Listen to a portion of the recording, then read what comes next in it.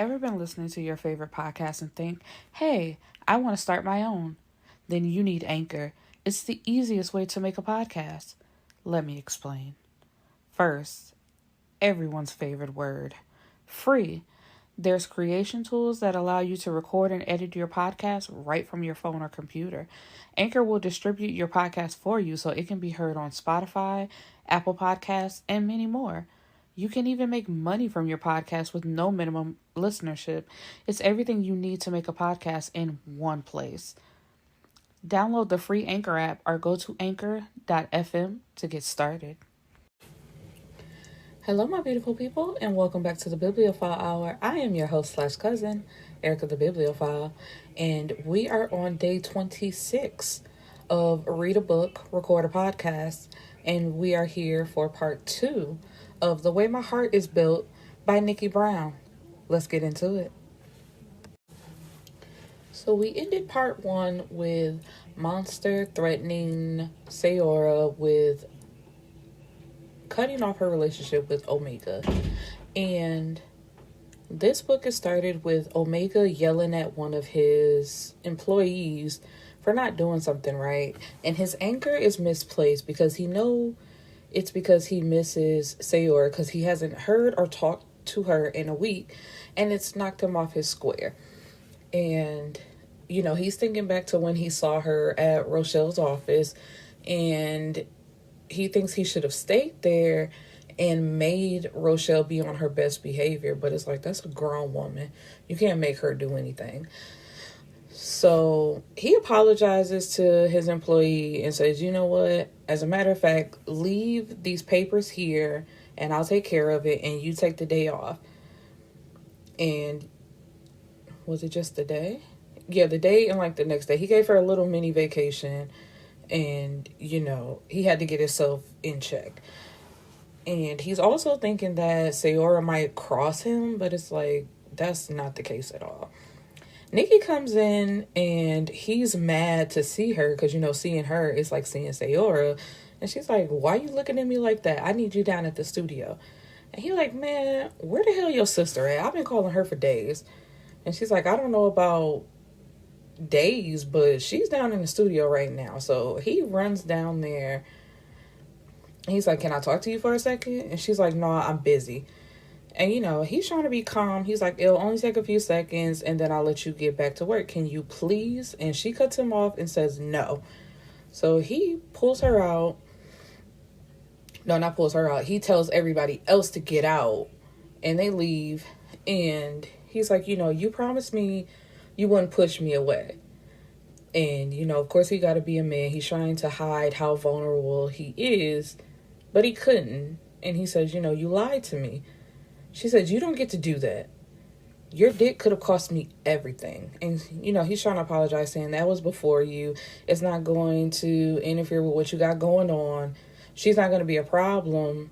I'll handle her.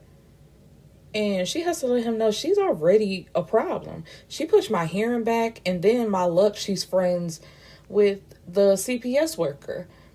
And he knows her by name, like Crystal Johnson. And she's like, wow, let me guess. You fucked her too.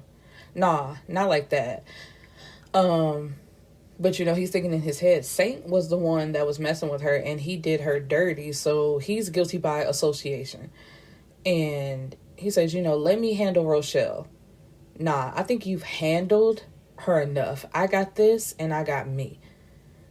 And this pisses him off because he's like, man, stop comparing me to that nigga. We ain't cut from the same cloth. And as soon as he says this, she grabs her neck and he can see the bruise around her neck. And she tells him, the way I see it, I lost my son because of his drugs and I'm about to lose him again because of your dick. There's not much of a difference to me. And Omega ain't trying to hear all that. He like, man, what happened to your neck? And she won't say nothing. So he brings her into him and says, let me be there for you. Let me help you get through this. I can't. So the words that he's about to say don't get to come out because the door slams open and his baby mama is standing there and she asks him, so you really don't give a fuck about me, huh? And he's like, why are you here, Morgan? Where's my son? Your son? You worried about your son? You're never going to see your son again, especially if you think you're going to have him around this bitch. And so Sayora, like, looks around him and sees her face, and she says, you know, I got to get out of here. And he's trying to hold her back, and Megan is like, really? And he thinking it's about him. He's like, look, you left me and I moved on. I don't know what you want me to do. So Sayora walks around him, and he tries to grab her, but she moves, and she's walking down the stairs, and Morgan pushed her, causing her to stumble. And so she stops for a second, and she turns around, and she says, you're hurt, and I get it. But if you ever put your hands on me again, I'm going to beat your ass. No more passes. And Omega's like, you know, she's just in her feelings. Just calm down. And Morgan yells out, because she's the reason my sister is dead. Megan would still be alive if it wasn't for her. She couldn't live without her, and it's all her fault. So he's like, man, what is you talking about? So she looks at Sayora and says, tell him, you murderer. Tell him how your reckless ass killed Lexus. And so Omega then turns to Sayora and is like, you know, what the fuck is she talking about? Tell him how you were selling drugs and then you ran from the police, ran a stop sign, and hit my friend, killing not only her, but my niece or nephew. Tell him. All Sayora says is, it was an accident. Accident my ass. You should still be in jail. I can't believe they even let you out. And so Omega, you know, he's confused. He's like, tell me what happened. What difference does it make? You're just going to believe anything that bitch tells you. Shit happens. There ain't shit I can do about it to take it back. And, you know, Morgan, she doesn't even have any remorse over taking someone's life. And that's who you plan to have in front of our son? Are you crazy? And Omega, like, he is trying his best to block Morgan out and looking at Sayora and says, who are you right now? The woman that I was falling in love with wouldn't say no shit like that. And this crushes Sayora because she's like, you know, he should know. He should know me better than that. Why doesn't he know? But she doesn't say anything. She just picks up her bag and starts heading towards the door. If you walk out that door, don't come back. And, you know, this breaks her heart because she's trying her best to do what's right. And she knows that Monster is sneaky. And if he said that she needs to stay away from Omega or she's going to lose her son, she believes him. So she waits like a second and then she walks out the door and also out of Omega's life. She's heartbroken, but she has to do what she has to do for her son. So Sayora is meeting her mom for lunch, and you know how mamas are. She can see straight through the bullshit. She's like, what's going on? And so at first she just tries to tell her mom that she's fired. She's like, fired? Fire wouldn't have you looking like this. Girl, what happened? So she tells her mom, you know, he found out. And her mom is like, how? You remember right before I got sentenced when the two mixed chicks with the long black hair came flying into the courtroom screaming and yelling? And her mom takes a second and she's like, you talking about the heifers I had to put in a headlock? And it's just like, can you imagine somebody mama putting people in a headlock at your court sentencing? But she has a flashback of thinking how her dad had to pry her mama's hands from around who she now knows is Morgan's neck. And she's like, yeah, mom, her. Okay, so what about the little hoe? She's the music whatever's son's mother. And the mom is just like, oh, she's like, yeah. So she tells him this whole story about how I was running from the cops and slammed into the car, killing the girl and her unborn. I wanted to scream and yell that it wasn't true, that it was really an accident, but I kept my mouth closed and left. And her mom is confused. She's like, you should have cleared your name. It's better this way. We both got a lot going on with me trying to get Quest back and him trying to get his son. And now that Morgan knows who I am, there's no way she'll let him have his son. And I could never come between a man and his child. Listen, don't let people like that or your situation stop you from living your life. This don't define you. And she swears that she's not, but her mom was like, you can throw that I'm a peaceful bird bullshit to everyone else but me. I can read you like a book. So cut the shit, little girl. It's okay to not be okay. It's okay to need someone. And it's okay to be scared. Stop trying to take on the world by yourself. Let us help you. Let us be there for you. And That's true. Everybody keeps telling her that. Like, we got your back. Let us be there for you. Instead of you just trying to keep it all bottled up inside and not telling anyone. So after Sayora walked out, Omega gets a call that his cousin is in trouble. And so he goes to pick him up while thinking about the look in Sayora's eyes when Megan said she was running from the police didn't match what her demeanor was saying. And, his heart just can't let him believe that Sayora lied to him about the situation. So when he gets Saint in the car, Saint tells him that the police ran in his trap. And he had talked to FaZe, who told him that he should talk to Jay. And, the same night that Sayora said the night of the... about the stuff that Sayora said the night of the show. The stuff didn't sit right with him, and he's not trying to do business with him anymore. Jay told him to do what he felt was right, and he would put his ears to the streets. So when Monster came to re-up, he told him to move around. That was yesterday. And today, the police run in his trap. So he's like, that ain't no coincidence. And so Omega's concerned. He's like, what did they find? Not a goddamn thing. I don't trust nobody, and you know that. I had everything moved around. I was shutting down the house when they ran in. So all they found was a little bit of weed. And he's like, so what you gonna do? All I need is proof. I got to get proof in my hands. And as soon as I do, Monster is canceled. So Omega is telling Saint about the whole situation with what Morgan said about Sayora. And Saint is confused. He's like, but Shorty said she didn't know anything about the drugs. She also said she was arguing with old boy and his bitch. Something ain't adding up. And, Omega's thing is, let's say he does believe what Morgan said. It's like, we all cared about Lexus. How I look fucking with her killer.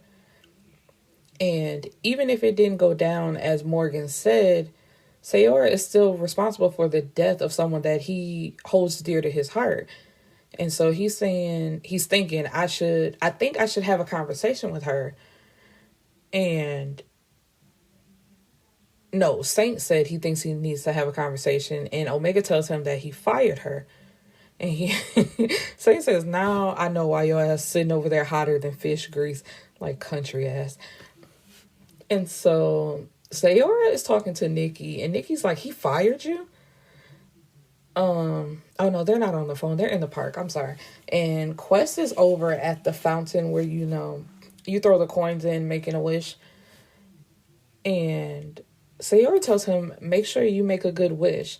My only wish is to be with you. And he goes back over, and Nikki is like, girl, stop trying to avoid me. What do you mean he fired you? That was an accident. It could have happened to anyone. You wait until I see him. And she's like, girl, no. I never told him that she was lying. I just let her talk and him believe whatever she said. And she's like, why would you do that? You should have, cleared your name, just like their mom said. And as they're talking, something catches Sayora's eye. So she says, keep an eye on Quest for me, and I'll be right back. So she goes into a restaurant where she sees two people sitting down. And the hostess stops her, can I help you? And she's like, I'm meeting a few friends. So when she walks over, it's Miss Johnson, the CPS worker, and her supervisor, Mrs. Fitz.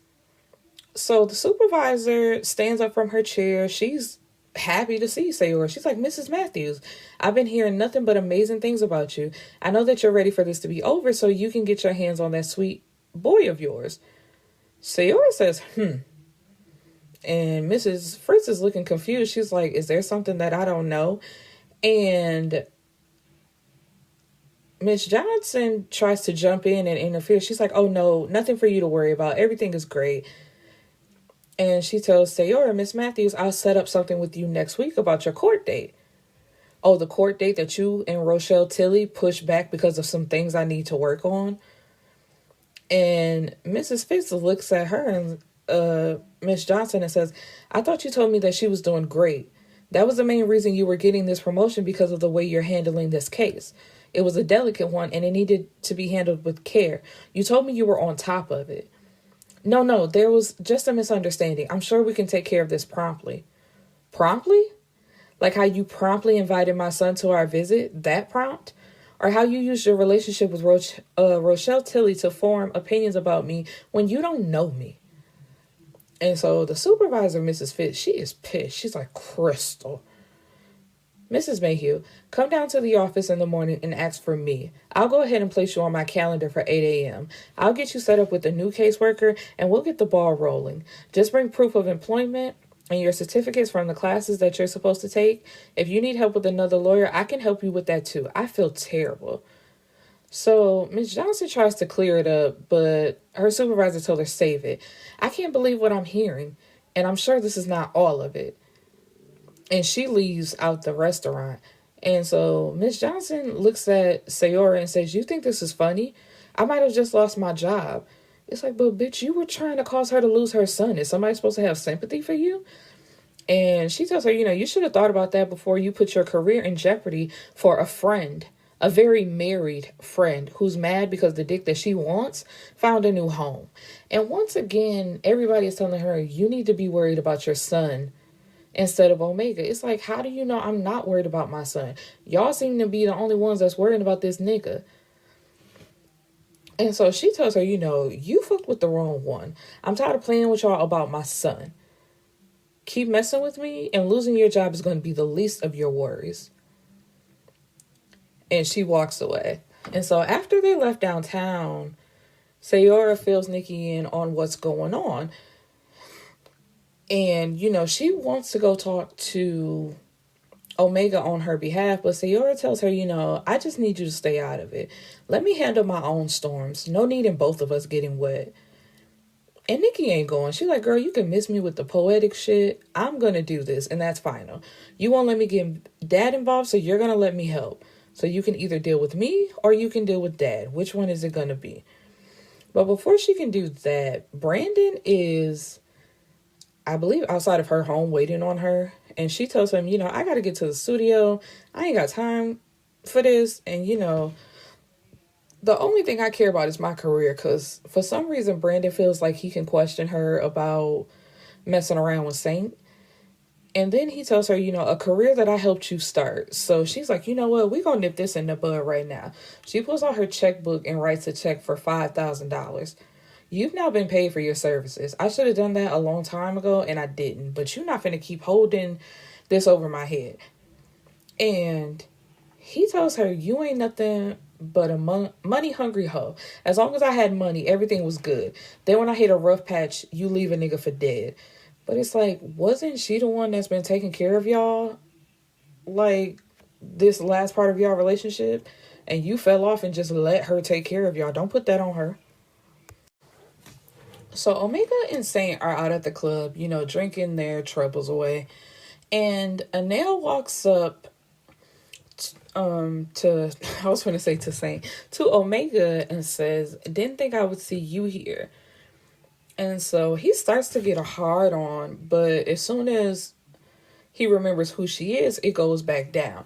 So she was smiling at first, but then she, her face cracked because it's just like, yeah, girl, he don't like you like that no more. So she goes over to try to get into his lap, but he picks her right back up and sits her down beside him. And she's like, what's the matter now? I heard you and your convict bitch broke up. Didn't she kill one of your people or something? At least that's what Morgan was screaming at the top of her lungs yesterday. And, he's ready to smack her, but he holds it in. And after Nikki told him what really happened, it made him want Sayora even more and to be there for her, but she has to stop running. So he tells her now, move around. We're not doing this anymore. And she says, what the fuck is it about this girl? As crazy as you are about your image and what you're trying to do in this industry, you're willing to throw it all away for her? And that's something that's been on his mind too. But he says he's willing to go through fire if Sayora has his gas mask.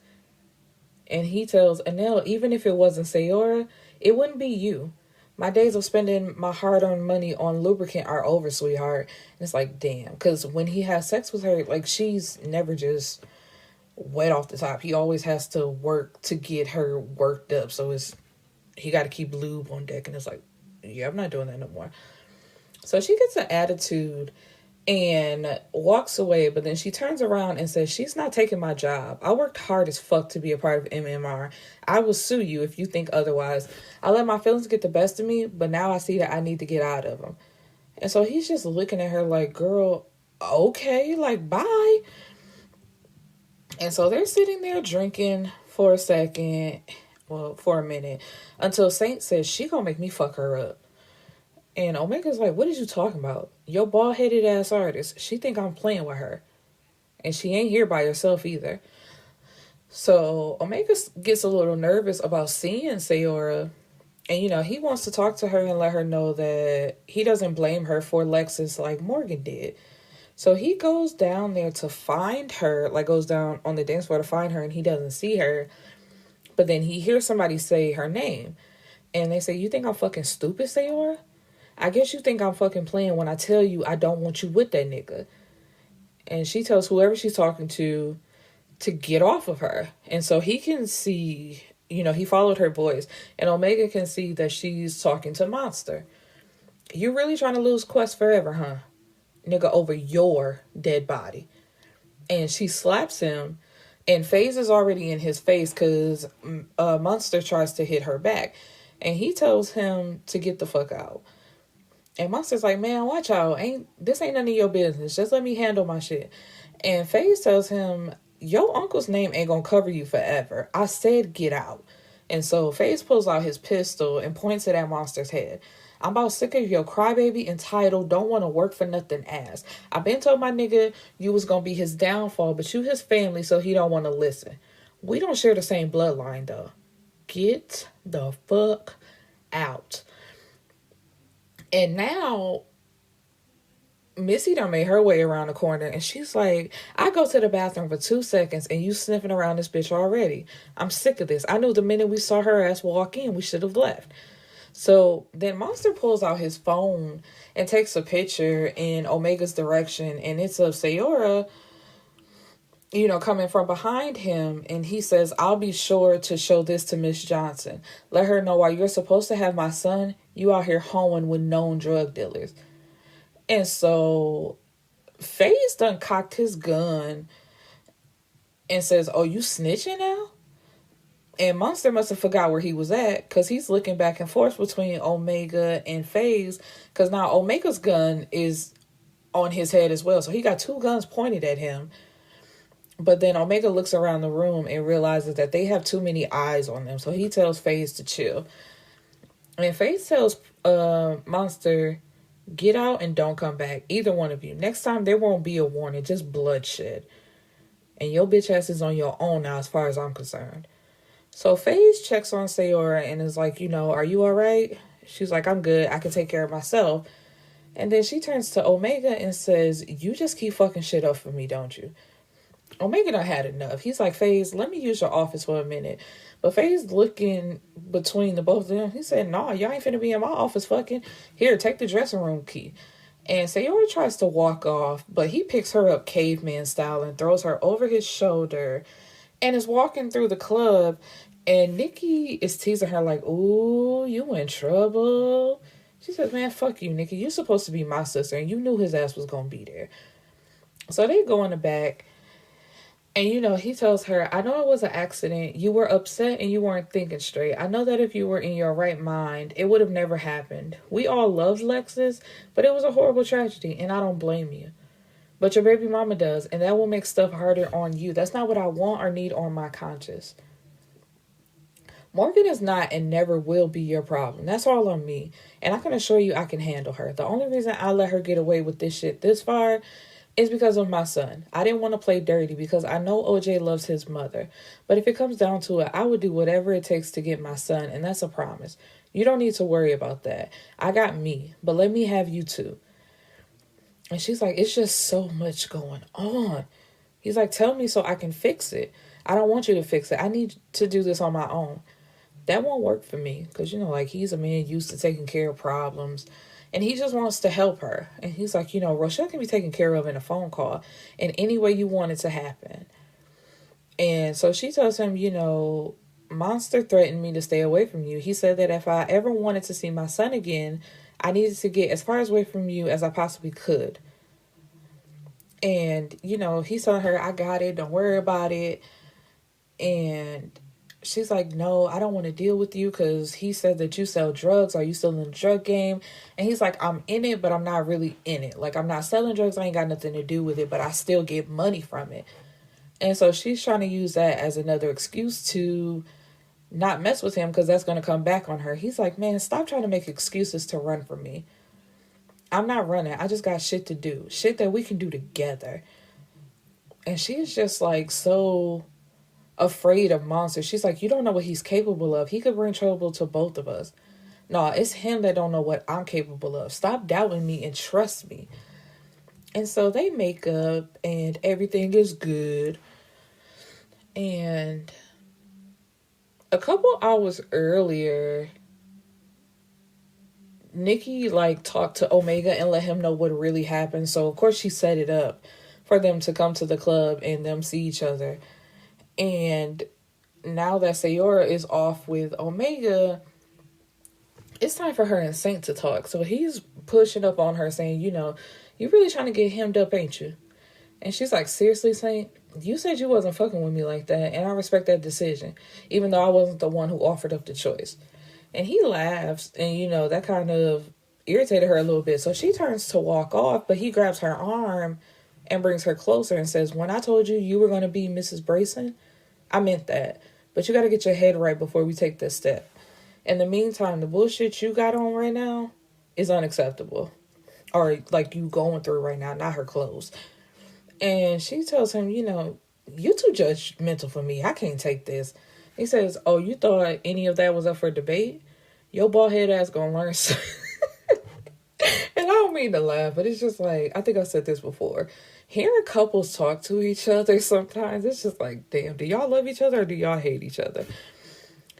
But anyway, as the night goes on, after she walks away from him, she catches glimpses of him and a girl arguing, and then he would cut his eyes to her, and then whoever the girl he was talking to would follow. And at one point, the girl was headed Nikki's way, but Saint grabs her, gives her a look, and then the woman leaves out the club. And Nikki realizes that she's the woman from when her and her sisters were at the restaurant that walked up hey, our table is ready. And it's just bitch, did nobody ask for you? And so she rolls her eyes at him and then just leaves him alone, basically. But anyway, then she's approached by someone who says, he made me kill my baby because of you. And Nikki manages to get out the way in time for a bottle to not hit her in the head, but it cuts her on the arm and it makes a deep gash. And she's like, bitch, have you lost your mind? And she swings and punches the girl in the face, and she realizes that it's the pregnant woman that she hit the night of her show that was there with Brandon. And the woman is still going on he said I had to kill my baby because you wouldn't be with him if he had a baby by someone else. Do you know how dumb you sound right now? He lied to you, sweetheart. Get used to it. Especially if you're this upset about a decision you made on the strength of him. Because he did not make you get an abortion. Because as soon as you get into that office, they ask you if you really... Wait, why am I talking like I know from experience? I ain't never had no abortion. But from what I've heard and from what I've read, they ask you if this is something that you really want to do before you go through with it. And nobody can force you to do anything. You could have just stopped fucking with that nigga and raised your baby on your own. You just wanted him, and you thought doing what he said would work out better in your favor. And so... the girl raises the bottle again, but Brielle comes out of nowhere and snatches it out of her hand and hits her with it. And Nikki's like, Brie, you pregnant, stop. And so Faye's come out of nowhere pregnant, and now he's glaring at Brie. But Brie grabs her arm and is trying to leave. And Faye's like, man, you got me fucked up. You got some explaining to do. And she's trying to use Nikki as an excuse. And he's like, you must think I'm playing. You really don't know who I am. Go up to my office. I got a doctor who's a homeboy and he's on his way. So while they're in his office, Nikki notices that Brielle is moving around like she's really comfortable and knows where everything is. And she's like, oh, I see what's going on.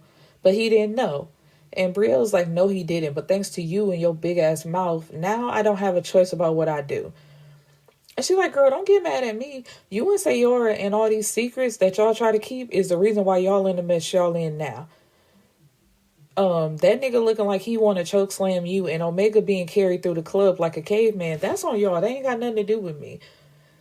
And it's like, I don't get it too. With y'all growing up with the type of dad that y'all have, and you know, he loves all of them and he'll protect all of them. And he's like basically that nigga. Why do y'all feel like y'all gotta hide and run when y'all got help, but you running away from the help? It literally makes no sense. And so, you know, they're still talking and she's like, now I won't have a choice in what I want to do. So Nikki, just leave it alone. And the door slams open and FaZe asks, what choice besides having my baby was there? And Brielle wants to talk about it in confidence, but he's like, no, it seems like there's enough talking going around. I'm just confused as to why I'm the last to know that I was going to be a father. And so he moves closer to Bree. But, oh, and I forgot to mention, Sayora is now in the room, you know, checking on her. And so they both move in front of him as well. And so he looks at them as, like, to get out my way. But Sayora tells him, you know, you cool and all, but we'll jump you behind our sister. So he pulls out his phone, like, texts a few things, and then puts it back in his pocket. And before anyone else can make a move or say anything, the door bursts open, and Omega and Saint are walking in with like scowls on their faces. And Nikki's like, look, Saint, I ain't got time for you. Leave me alone. And Saint tells her, you know, see, this is what I'm talking about. This could have went all wrong. What if she would have hit you in your head and didn't stop? Your sisters would have been planning a funeral. You got to be smarter. So Brielle comes to her defense and it's like, she didn't even do nothing. She was sitting at the bar minding her business. And the girl came over to her with her shit. Nikki didn't even engage her. And Nikki also says, you know, don't even worry about it. I ain't coming back to this club. FaZe, your club is bad luck. He's like, nah, my shit was popping until y'all came in. And he's pointing at Nikki and Sayora. I ain't never had to break up so many fights in my life. I was feeling sorry for my people for falling for y'all dramatic asses until I found out that my baby mama shared the same blood. And she like, what that's supposed to mean, Franklin? And I'm like, nigga, your real name Franklin? But anyway, he's like, the only thing you need to be saying to me is when the next appointment is for our child. And Omega asks Sayora if she's coming with him. And Nikki's like, wait, I can't drive. Can y'all at least take me home? And saying like, no, you rolling with me? She's like, actually not. How is you going to get your car? My car better be outside. It is. Outside my house. Now, like I said, let's go. I'm already over you tonight, so don't make it worse. So the next morning, Saint and Nikki are having a conversation, and he gets further into depth about what happened to his mom.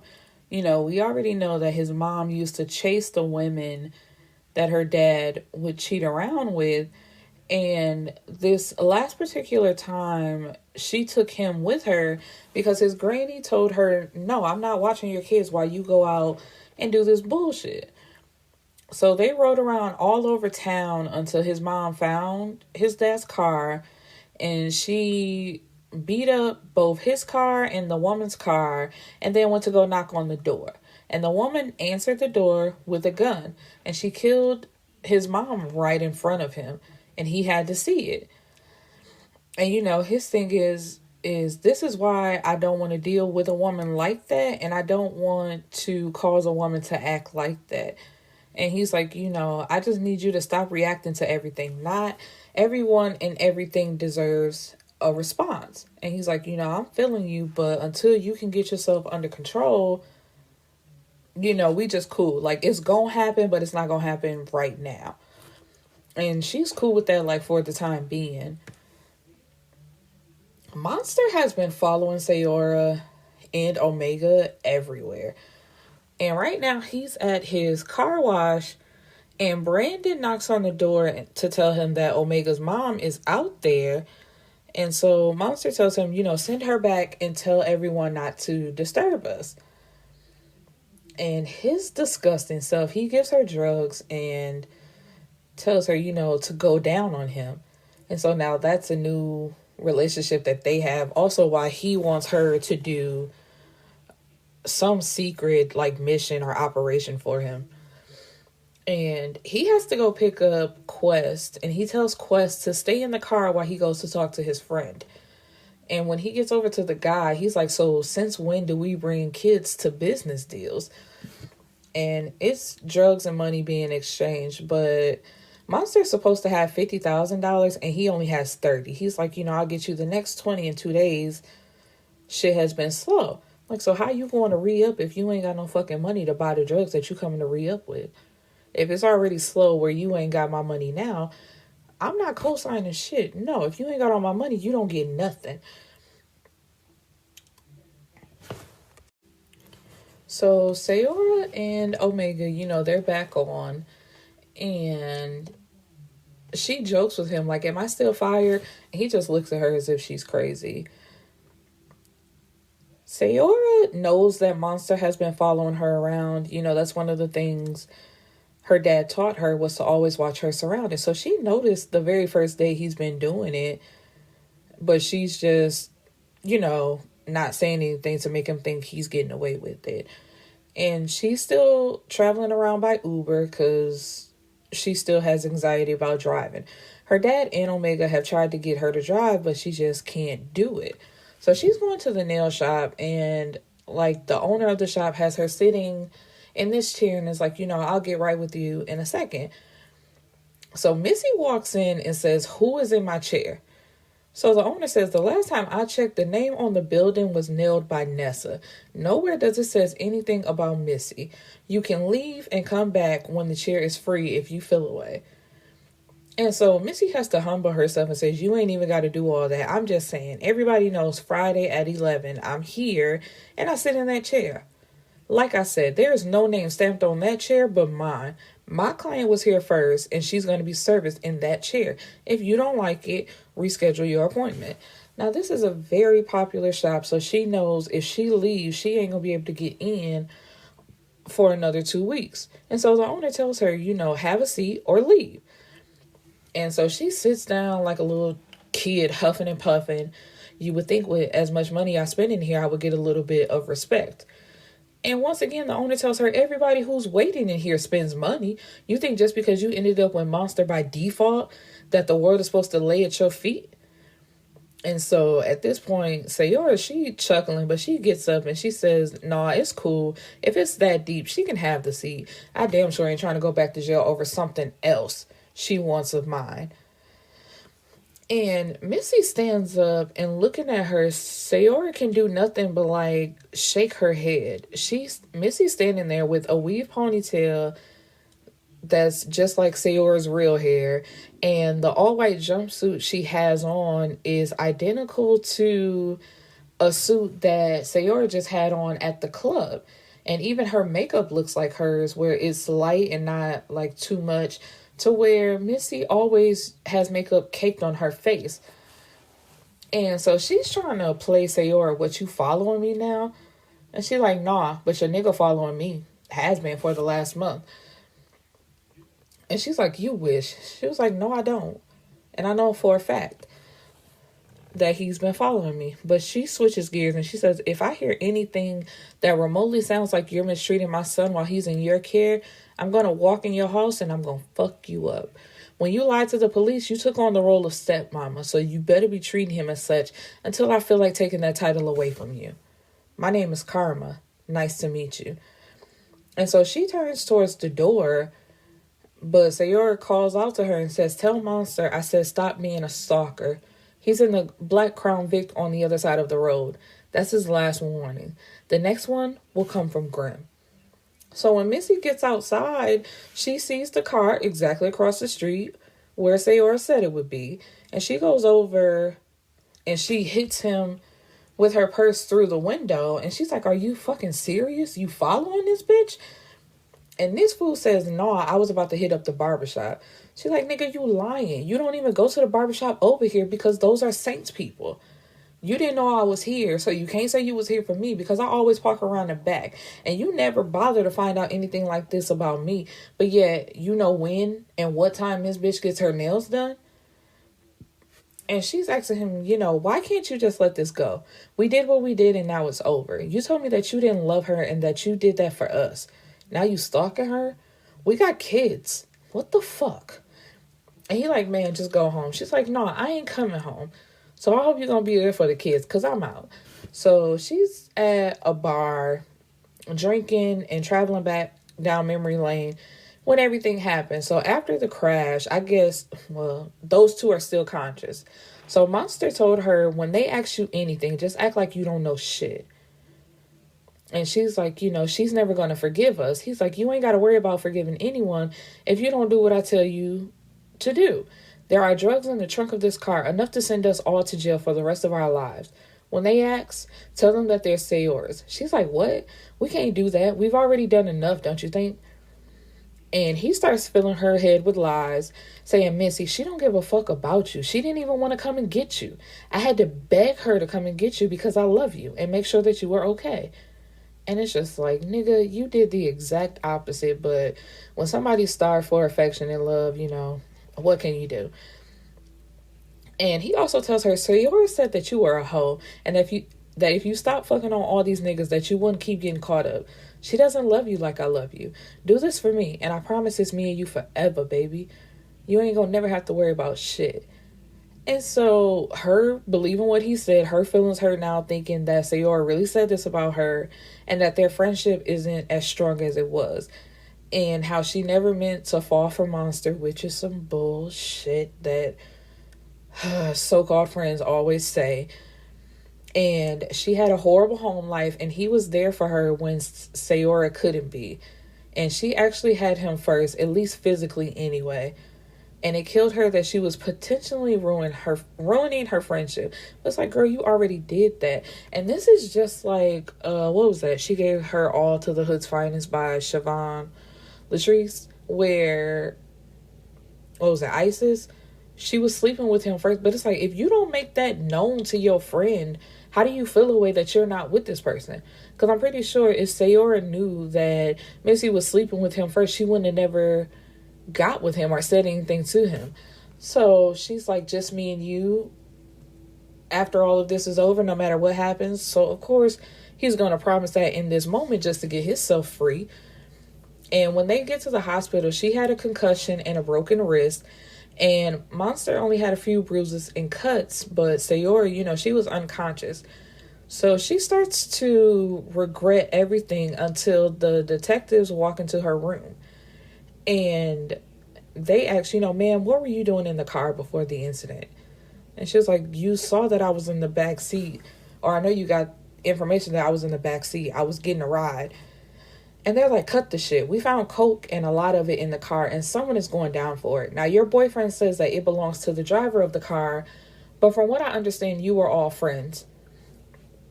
And it's like, how does nobody clock that he's in a relationship with Sayora instead of Missy? It's like your boyfriend.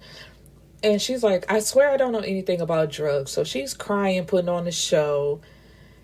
And one of the detectives gives her a sympathetic look and gives her tissue. And she's like, me and my boyfriend caught a ride from Sayora, and then there was an accident. That's all I know. And so Monster's words are ringing back in her head. And guilt is in her heart, supposedly. But she can't afford to go to jail. Like, bitch, nobody can afford to go to jail. Nobody wants to be in jail, even if they belong there. But that's what happens when you do wrong. But anyway, she sticks to the story that Monster told her. And, they got to live their happily ever after, or what she thought was her happily ever after. But things only got worse from there. She thought that it was just going to be just the two of them, and it never was. And she starts crying, and a guy walks up to her and says, what's a pretty girl like you doing here, sitting here, drinking and crying? And so she starts talking to the guy and telling him her life story, and he offers to buy her drinks. So Omega has a new lawyer who asks him, tell me how you want to do this. I work for you. We can go low and as dirty as you want, or we can take the high road. And Omega lets him know, it all depends on my baby mama. I'm trying to be an adult. And because my son is involved, because he doesn't realize how twisted his mom is. And the lawyer says, well, your court date is coming up soon and I need to know something. I'm good at what I do, but you have to give me what I need to do that. And so he says, give me till the end of the day. But at the meantime, do what you got to do, get started. And he's also Sayora's lawyer. So he's like, how are things going with her? And the lawyer says, I don't know who this Quintrell guy is or who he has in his pocket, but he has someone doing something on his behalf. It's going to take a lot more to get him than it will to get Morgan. That's for sure. But I'm up for the challenge. And, he got his people on it. And Omega tells him, do whatever you got to do, but keep Quest safe and out of the bullshit, but don't spare anyone else. And, they wrap up their meeting. And he goes to his car and gets in, but then he sees something that isn't right. So he gets out his phone and he records for a few minutes. And after he saves it and sends it to someone, he goes over to the person. It's Morgan and some guy that she has holding baby OJ. And so Omega's like, if you don't put my goddamn son down right now. And he grabs his son and he starts walking away. And he looks at Morgan like, so you got somebody to play family with, so why you bugging me? And he starts walking away and she's like, you ain't taking my son nowhere. He's like, you want to bet? There ain't a legal custody order yet, and I'm his father. You want to be playing with my son's feelings because I don't want you no more? But yet you fucking with this nigga? So he turns to the guy and was like, do you know that she was just begging to suck my dick? And she's like, you over there playing house with that bitch that killed one of our best friends. You think that shit is okay? You grinning all up in her face while my sister and best friend are 6 feet under. And you think I'm gonna be cool with that hoe? Get out of here. And she also tells him, if you take my son, I'm calling the police. Call them. You know exactly where I'm gonna be at, Morgan. And he's looking at the guy that she's with, trying to see if he can place him somewhere because he looks familiar, but it's not adding up. So then she starts begging, Omega, stop. Please don't take my baby. He's all I got left. I need him. And so he tells her, when you get out your feelings and feel like we can co-parent, call me. Until then, get out my face. So he takes, his son and they go to the studio. And when they get there, O'Neill, here she go being thirsty. Oh my God, she's so cute. And she walks over to OJ like, what's your name? And Omega stops her like, nah, get on my baby face. I don't play about my son. Like, don't do that. And she's like, I was just saying, hey.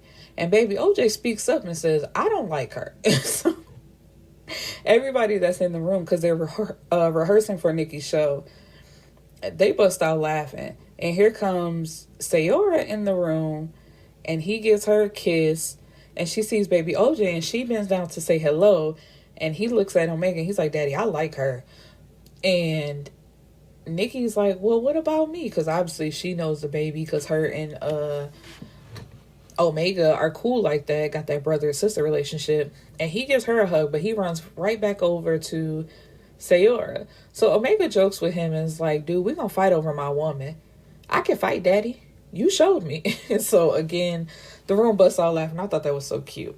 So Sayora goes to sit down and OJ climbs right into her lap. He has his dad phone. So, they tight already. And Nikki like, they cute and all, but we got a problem. And Anel says, you always got a problem. She's like, you can shut up and leave. So they're singing. And Anel brought in a background singer for the track, and when they play it back, Omega can see what the problem is and why Nikki is so aggravated. And it's because they're not harmonizing. The background singer is trying to out-sing Nikki, and it's like, we can't have that. You are background vocals only, sweetie. This ain't Diary. I'm not Alicia Keys, and you are not Old Boy.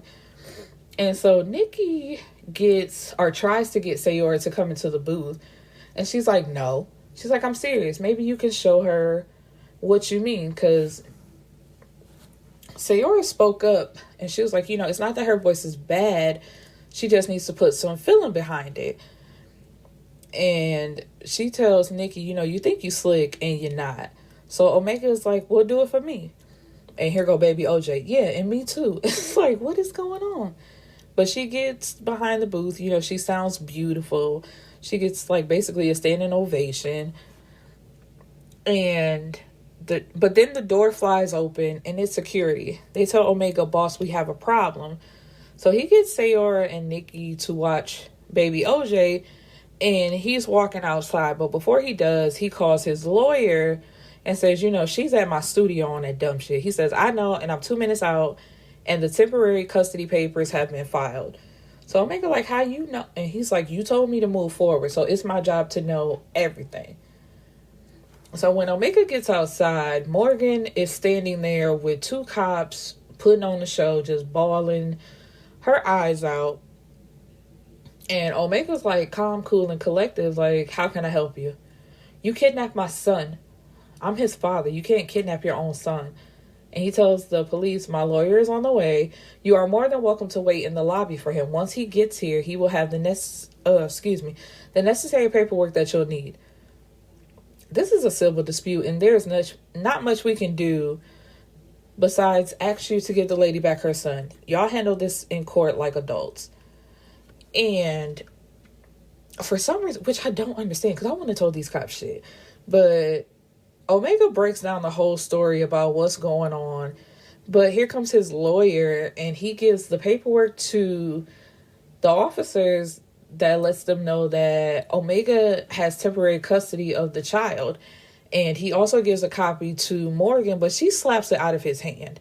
And for a minute, Omega, like, his demeanor turns cold, but he switches it back on. And, did I say Omega? I meant the lawyer. But Omega tells her, I tried to be nice about this, but you didn't want nice, so I had to do it my way. Get a good lawyer. And his lawyer cuts in and says, and I mean a good one, because he just know he about to do his job. And so Morgan is like, you think this is funny? You think taking a baby away from their mother is funny? But then I shouldn't expect anything less, seeing as you were raised by a goddamn crackhead. And it's like, really, bitch? You trying so hard to get y'all back as a couple, but then you say shit like that? And you talking about taking a baby away from his mother. What about the father? It ain't like he a deadbeat. He wants to parent. You just want him to be with you, and he don't have to be with you. And he's about to step to her because you know how he feel about his mama. But his lawyer, Hollister, he steps in front of him and said, no, we going to do this the right way. And now that the theatrics are over, it doesn't matter who raised him. I would say he's done quite well for himself. He does take care of you, doesn't he? And, her eyes get big, and she can tell that the threat that he just delivered, it's like, you talking all this shit about him, but don't he give you money and don't he take care of you? So how you got room to talk? And since he now has custody of his son, Omega is stopping the payments that he's been giving her. So he tells security, get them out of here, get her gone. And now she wants to beg again, like, Omega, don't do this, please. How am I supposed to live? And he tells her, ask the nigga you been with. And you should have thought about that before you started all this bullshit. It's like, you had it good without having to get the courts involved. And since you want to play, since you just got all the power, I'm going to show you who really got the power. And we going to do this the right way. So Nikki and Sayora are having a conversation. And you can notice when Omega steps back into the room, Sayora was talking, but she just stops and stares at him, and they catch each other's eyes. And Nikki says, ooh, my baby is in love. But Sayora says, I'm not in love, but I'm getting there. As soon as I get this shit taken care of. And Miss Johnson was fired the minute she walked into their restaurant. And then after she told their mom about it, their mom went the extra mile to make sure that she was fired. And Nikki tells her, what you need to do is go ahead and have that talk with Dad so he can handle it. If you give him the word by morning, all of your troubles will be over. They would, but they already used Dad against me once. And Nikki's like, what is you talking about? And all Sayora says is, I can't. The last thing I need is to bring Dad into my shit. This lawyer is going to help me get Quest by any means, and right now that's all that matters. And Nikki tells her, you don't think that monster's going to fight you on this? You've already pissed him off. You need Dad. If it comes down to that, I'll let him know. But right now, I got it, Nick. Trust me, I'm in good hands. And so they're wrapping up and getting ready to leave. And Nikki's trying to slide out the building, but like Omega tells her, we don't play that. Let me walk you out. But she walks out the building anyway because she's on the phone with Saint. So she thinks she's good. But when she gets to her car is vandalized. And she starts screaming, and Saint is like, what's wrong? Talk to me. Tell me where you are. And all she says is, my car. And he's like, I can't help you if you don't tell me where you are. So, and somebody wrote home wrecker on her car. And she's confused because she's like, who would write home wrecker on my car? And there's just so much damage to her car. And Saint is like, come on, man, tell me where you at. I'm on my way. And she's like, no, you don't have to. He's like, man, shut up. I'm on my way. And so Omega tells them to come back inside so they can watch the tapes to see who did it. And as Saint makes his way over to her, he's just thinking about Nikki and how he wants to be with her. But he's holding back on having sex with her because that's what happens in most relationships. The physical clouds your judgment, and then you don't really get to see who that person is until it's too late. And that's something that he regrets with a past relationship. And he's only had one other relationship, and it wasn't healthy. It was toxic. So as he's making his way to the studio, he gets a call from FaZe, who tells him that he has some information for him, and he needs to talk to him and Omega at their earliest convenience. And then you hear in the background, where's my sister? Tell her to come and save me from his mean ass. And it's Riel in the background. And he like, man, don't listen to her. She just mad because I won't let her argue with her husband. And they hang up, and then he gets there and has Omega rewind the footage. And it plays from the time that a blacked out Kia rolled into the parking lot right up to Nikki's car and starts to spray paint all over it. But whoever it is, you can tell it's a woman, but her face is covered. And she made sure to shy away from the cameras as if she's done this before. So she kicked out the taillight. And right as she's about to leave, she threw something through the back window. And Saint notices that somebody came outside in the corner. And they watch, and Omega jumps up and is headed for the door. But Sayora's like, wait, what's going on? And he says, Anel walked outside and saw what happened and didn't say anything. She knew what it was and just came back in here chilling like it was nothing. So Nikki was in the bathroom, but she heard that. So she comes running out and, runs out the door straight to Anel and says, so you saw them fucking up my car and you didn't say nothing? And she just shrugs and says, it wasn't my business. So Nikki just started whooping her ass. And Anel is screaming, somebody get her off me. She's like, man, you whack ass bitch. You just mad that Omega doesn't want you. Excuse me. And she says, it be the motherfuckers with the most mouth who can't even fucking fight. If I find out you have something to do with that, it's on sight every time I see you. And so Saint grabs her off like, man, baby, chill. She ain't even worth all that. And Omega tells Anel, that's fucked up. And I really can't have people like that on my team. You out here acting with your pussy and not your wallet. I'm sorry, but I'm going to have to let you go. She threatens to sue him. But he says, you remember those cameras that I told you about? And you know what happened at the last company that you worked at? You really trying to go down that road with me? I'm not trying to do you dirty like that, but before I cut you off, you did your job. I got a lot of complaints, but you did your thing nonetheless. Now it's at the end of the road. I got so much shit that I swept under the rug because we were cool. Trust me, this termination is warranted. Go clear out your office and your locker. And so Saint asks her, if she's good, and he's rubbing her head, and he's like, I already got a guy that's gonna come pick up your car. I'll have it looking brand new. You ain't even gotta worry about it. And he also asks her if she wants to come to his house for the night, and she says, yeah, I want to get drunk and have sex. And I don't care about all that. I'm not ready. You said you got me, so have me in every way possible. So he takes her back to his house and they have sex. But he tells her, once we cross this road, that's it. So Missy has been creeping around with the guy that she met at the bar. His name is Ian, and he's offered to help her get out of her situation with Monster. And he knows about her kids. He's like, I can help you get away from all of that. We ain't got to worry about nothing. But she tells him, like, I'm too far in and I've hurt too many people and I don't want to drag you down with me. I'm just going to handle it on my own. But while she's messing around with Ian, she's late picking up her kids. So she drives home and sees that Monster isn't there. So she knows that they're at the car wash. And that upsets her because she doesn't like her kids being up there. But it's like, if you know that, then why wouldn't you be on time to pick up your kids? It's like, okay, yeah, you cheating because you got a no good nigga and you got like ties to him, so you have to stay. But your kids come first, girl. But hey. Anyway, so she gets to the car wash and the kids are out in the waiting room, not even in the office. And her daughter tells her, Dad has a friend back there in the office and he said be quiet for a minute. And she says that her daughter is her only real friend. How is a 4-year-old your only real friend? But anyway, she gets to the office and the closer she gets, you can hear moaning and panting. And so she bursts in the room. No, even before she bursts in the room, she hears, shit, Quintrell, you fuck me way better than Omega does.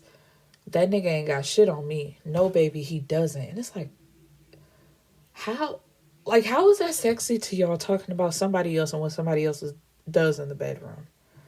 That is so, ugh. Anyway, so she opens the door and the door isn't even locked. And she's standing there watching them have sex. And she clears her throat and says, Sayora's a lawyer? Are you that pressed to get that bitch's attention? And so he tells her to get out. But he doesn't move from detaching himself from Rochelle. And she's like, really? Your kids are less than 100 feet away. And you fucking this bitch like it's okay? After everything I've been through with you? She's like, I can't believe you. You are 1/6 son of a bitch. I hope you get everything that you deserve. Don't worry about me and my kids. We won't be there when you get back. And your secrets are no longer safe with me. And he's like, you worried about me, but you walking around with hickeys on your neck. And Ian gave her like a diamond necklace and she's just walking around out with it freely. And he snatches it off of her and she's like fighting him to get it back. But he smacks her and tells her, get off me. And he smacks her so hard that she flies into the wall. And she's like, I hate you. I hate your dumb ass too. I should have said those drugs belong to you. At least I would have had the woman I wanted. Excuse me. And Rochelle is just standing there watching it all. And she tells her, this is life with Monster. Get out while you can. And she's like, I have to get out of here. I could lose my license being here. But you weren't thinking about that while you was having sex with him. So don't do it now that you see what's really going on. And Sayora and Omega are on their way to the car wash because Quest's bag was left in Monster's trunk. And she wanted to forget the bag and just buy him all new stuff. But his phone was in there. So Quest is like, Mom, I need my phone. I need my phone. And they're in the back seat. Quest and Omega have met. He also met little baby OJ. So, they're like a little family. And Quest and OJ are like the best of friends. Like I said, they're a mini family. And Omega tells her, I got y'all. Don't worry about it. And OJ and Q is like, yeah, us. We all in this together. And she's like, all right, I can't do this. Y'all not about to be ganging up on me. But as soon as they pull into the parking lot, Sayora just gets this feeling. Like her heart starts beating fast. Her hands are sweaty. And she's hot. And she could just feel it. But Omega tells the boys to stay in the car because she was about to get out. But he tells her, like, hold on, we going together. And so Sayora sees Monster and Rochelle like rubbing all over each other in public. And she takes pictures before she, breaks it up. Like, can I get my son back, please? And so when Rochelle sees them, she gets, like, her eyes get big. And she hurries to her car and pulls out of the parking lot. It's like, bitch, we done saw you now. You caught. And she gets the bag, and Missy is walking through with her children, Oh, yeah, and the little boy, because Missy has a son and a daughter. The little boy gives Sayora's the bag, and she goes and opens the door where Quest is, and it was like, you want to say hi to your brother and sister? But Quest looks at her, then looks at Missy, and Sayora tells him, you can say hi to your brother and sister, and there ain't not one person that's going to stop you. And, that pisses her off, because it's just like, Missy really been treating him like that to where he got to look at her for permission to speak. But he gets out and, the kids all running, hug each other. And then he gets back in the car. And Missy tells her, look, I've done some fucked up shit in my life and I'm not proud of it. And I'm trying to make it right. That will be the last time they see each other because I'm gone. And she also tells her, be careful. He's working with the cop. He has been since that day. And so, they get their stuff and get back in the car, and Omega warns her, there's an undercover cop that's been following us since we left the car wash. And he tells her, to call the lawyer, and as soon as he says that, there's flashing red and blue lights, and he tells the kids, everything is going to be all right, don't worry about it. And Quest starts to, his voice starts to tremble, and he says, I don't want them to take mommy back to jail. Daddy said he's going to send her back. And Omega promises him, I promise mommy's not going anywhere. And when the lawyer gets there, the lawyer's on the phone. And he says, Miss Matthews, just the woman I wanted to talk to. And she says, yeah, well, right now we're being stopped for no reason at all. And Omega wanted me to call you. And she puts the phone on speaker. So Omega says, hold on. And when he rolls down the window, he asks the officer, how can I help you? And the officer gets right to it and says, license and registration, please. Can you tell me why I was stopped? License and registration, please. And, he doesn't say anything else. And the lawyer makes himself known. And he's like, I'm Matt Hollister. I'm the lawyer for both Omega True and Sayora Mayhew. And I would like to have your badge number. My client has asked you for a reason for being stopped, and you have to provide that reason. If you can't provide one, then I'm going to assume that this is a mistake or maybe harassment. Either way, my client can capitalize off of it. And Quest says, hey, I know him. That's Daddy's friend. We go meet him late at night to get stuff from him, and we give him money.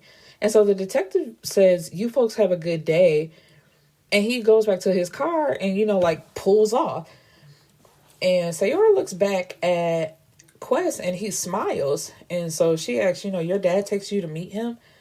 Yeah, because Missy won't watch me because she says she's tired of pretending to be my mom, but she's never been my mom. You are. But look, I have pictures. So that's why he wanted his phone so bad. And he says, I always take pictures and videos of stuff. That's why I have to have my phone. I wanted to make sure I got pictures and videos to remember everything by. And so when he shows them his phone, there's pictures of Monster with the detective and duffel bags of coke. And so, the lawyer is still there. And he's like, I heard everything. Send those photos to me and we'll meet up in the morning and talk about a few things. Monster is still at the car wash, once again meeting up with Omega's mom, doing that nasty shit they do, when the detective shows up to his car wash through the back door. And he damn near pushes Monster down to get in. And he asks him, how dumb can you be? Your son picked me out, told his mother that I was your friend and you get stuff from me. Do you know what kind of position that puts me in? And Monster brushes it off, saying, he's 5 years old with a wild imagination. No one is going to believe anything that he says. And Sayora don't count. She's a convicted drug dealer, so her credibility is shot. Stop worrying. And, he's laughing it off, going to sit down like ain't nothing wrong. And the detective pulls out his gun and puts it in his face. And he's like, I should have locked you up a long time ago. I should have known you would never hold up your end of the bargain. It should have been you that got locked up for them drugs 5 years ago. The only reason I let you go was because you told me that you would help me catch the big fish. Said you would be my eyes and ears on the street, then help me get the people who would bump my pay grades to where I needed to be so I wouldn't need punks like you to live the life I deserve. And he's like, what have you given me except for a headache? And he's like, I gave up my own blood. I told you where the drop was going to be and who all were going to be there. It's not my fault that your partner, God rest his soul, messed it up. And, this pisses the detective off because back, what is this, like a year ago or some years ago, he told them where his uncle was about to get out the game and, where a drop was going to be. So he told him what was going on and where they would be. And when the police got there, they must have knew that they were coming because it was a shootout war. And Omega, Saint, Jay, and FaZe got away, and his partner ended up dead. And the detective says, you think this is a game?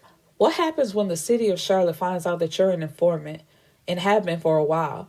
How do you think your uncle's going to feel about that? What about FaZe? Everybody knows he ain't too right in the head. Or what about Martin Mayhew?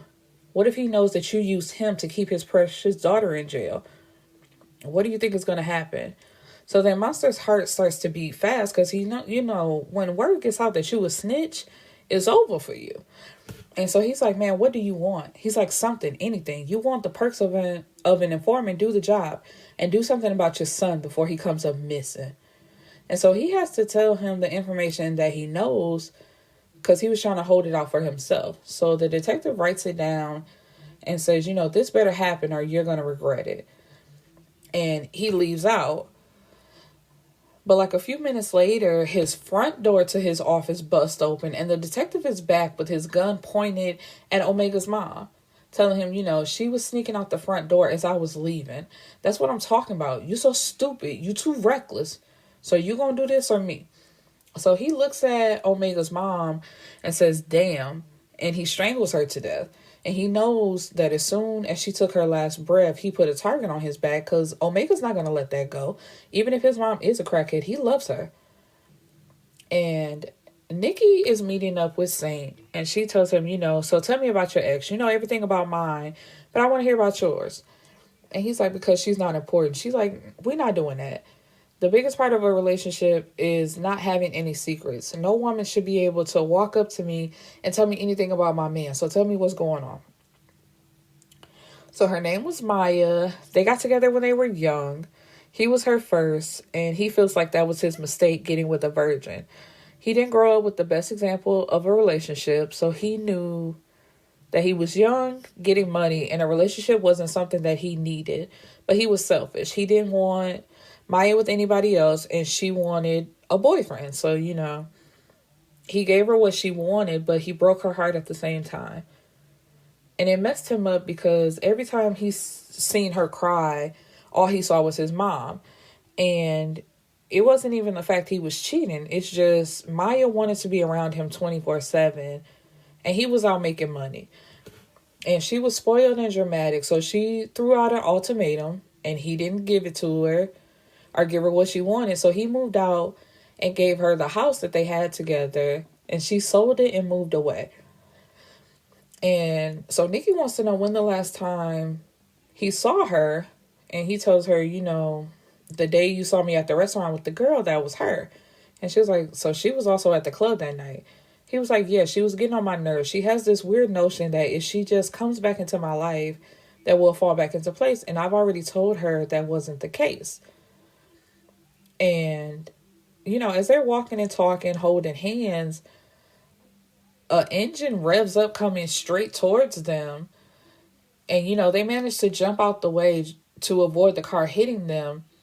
And Nikki threw a rock at the car and hit out the back window, but the driver just kept going. And it's so weird. It's like they didn't get the license plate. They don't have anything to go on. So, they just keep moving with their night, I guess.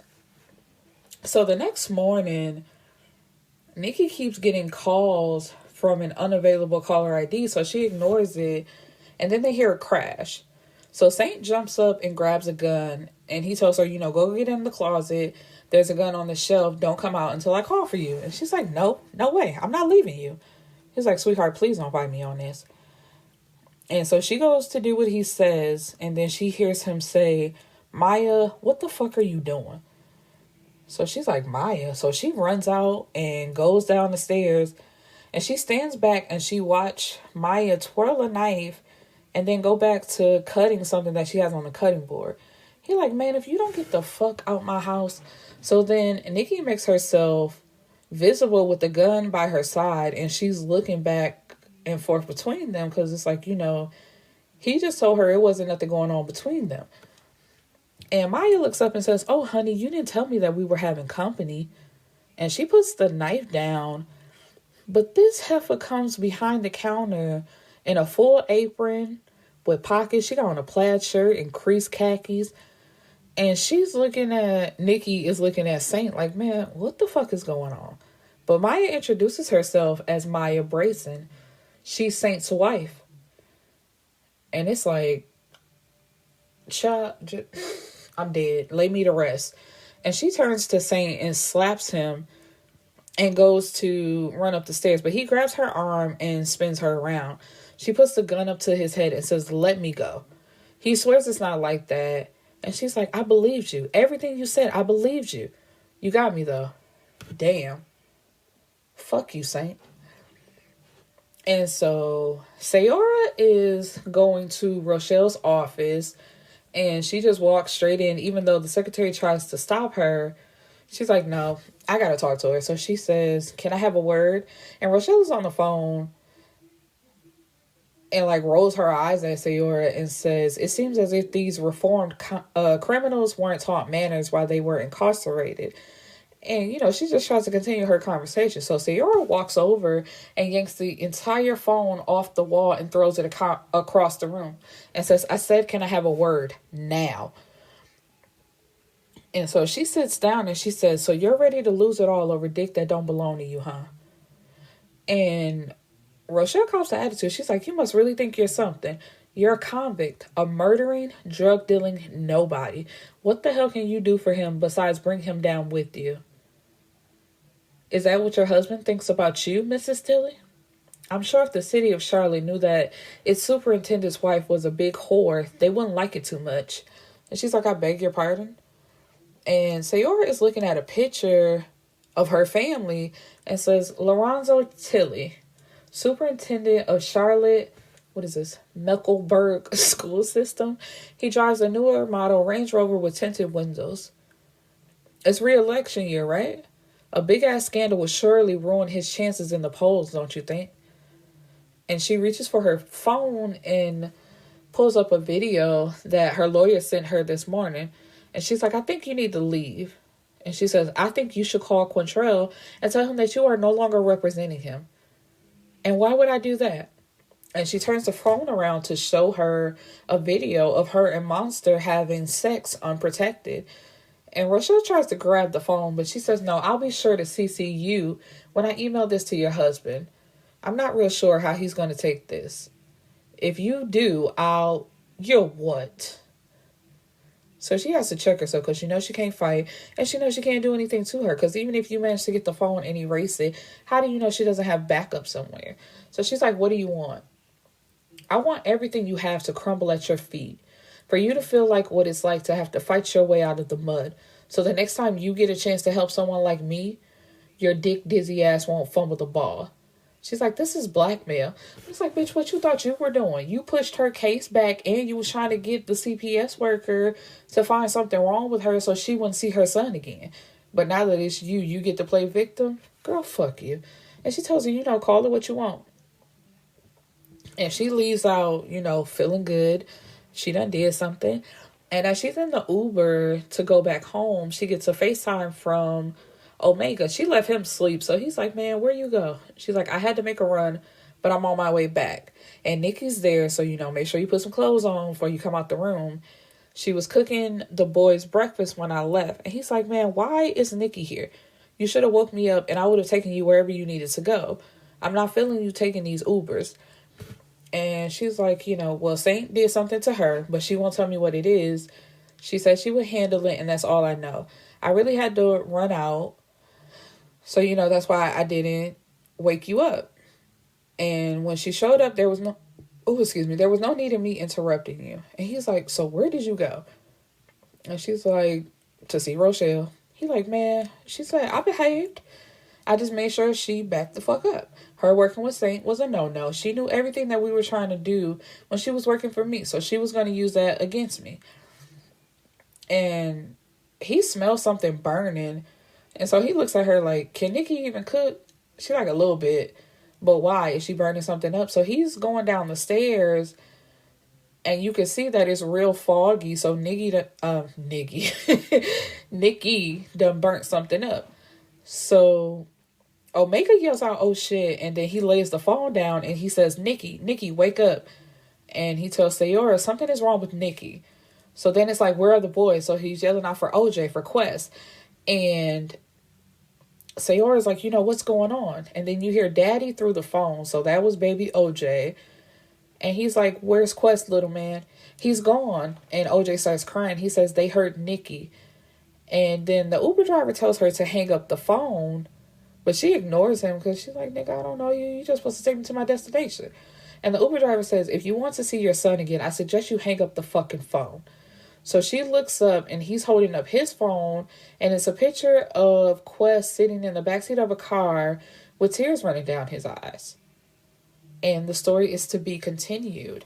And see, I just wanted to say, in the very beginning, I called it. And I have not read this series before. This is my first time reading it. But there was so much foreshadowing in the first book. I knew that Sayora was the one that killed Lexus. But I don't know if they mentioned that she was pregnant. I thought Lexus just died. But that's crazy, though. And I know Monster done did some bullshit, or it's probably even the detective, because he's like, you can't be trusted to not do what I said, and your son gonna fuck around and get us both killed, so I can't trust you either. So, but anyway, I hope to see you guys back tomorrow for part 3, where we can wrap this up and see how this all goes. And I hope everybody gets their happily ever after. Those are my favorite kind of stories. Happily ever after, everybody getting what they want.